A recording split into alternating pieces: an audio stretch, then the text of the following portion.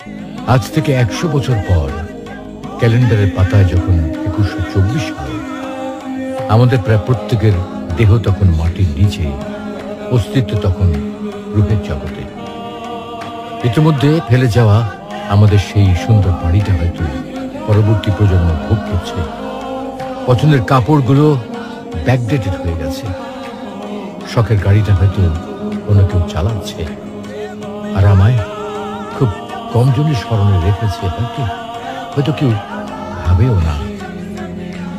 হাতে তাদের সময় নেই, যাদের জন্য এত কিছু করতে করতে নিজের জীবনটাই শেষ করে দিয়েছিলাম।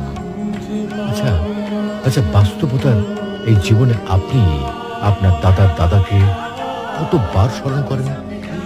আপনার দাদির কথা আপনি কখনো কি আপনার মনে পড়ে? পৃথিবীর বুকে আজকে এই বেঁচে থাকা, এত হইচই, এত মায়া